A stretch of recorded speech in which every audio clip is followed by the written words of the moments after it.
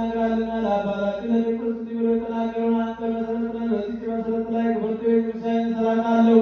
የሲኦል ደጆች ሊያጠፏትና ሊያናውጣት አይችሉም። ለአንተ በመንግሥተ ሰማያት መግቢያ እሰጣለሁ። በምድር ያሰብከው በሰማይ የታሰረ ይሆን ዘንድ፣ በምድር የፈታኸው በሰማይ የተፈታ ይሆን ዘንድ።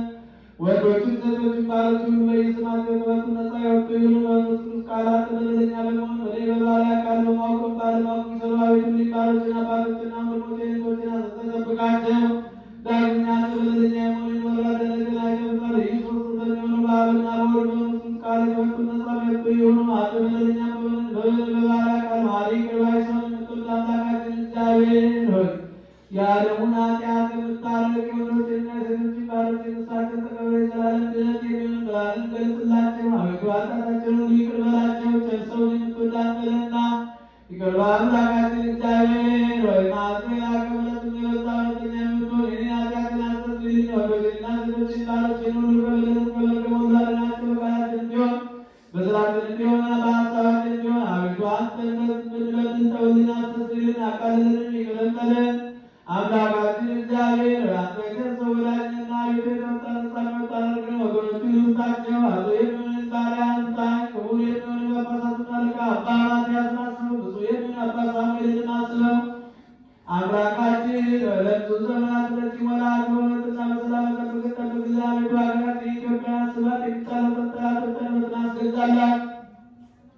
የጳጳሳቱን አለቆች ጳጳሳቱና ኤጲስቆጶሳቱን ቀሳውስቱና ዲያቆናቱና አልባዮችና መዘምራኑን ደናግሉና መነኮሳት ባልቴቶቹንና አባትና የሞቱባቸው ወንዶችና ሴቶችን ሽማግሌዎችና ልጆችን ክብርት በምትሆን በዚህች ቤተ ክርስቲያን ያሉትን የቆሙትን የክርስቲያን ወገኖች ሁሉ ክርስቶስን በማመን አጽናቸው። አቤቱ በቀናች ሃይማኖት ሆነው የሞቱትና ያለፉትን አባቶቻችንና ወንድሞቻችን እህቶቻችን ሁሉ አስባቸው።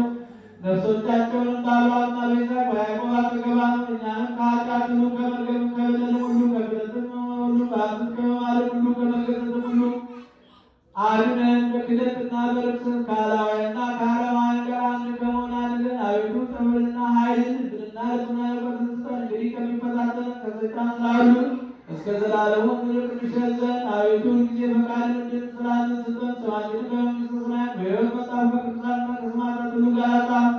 በጌታችን በኢየሱስ ክርስቶስ በዛ ልጽላንተ ይገባል። ከእሱ ጋር ከመንፈስ ቅዱስ ጋር ዛሬም ዘወትርም ለዘላለሙ አሜን።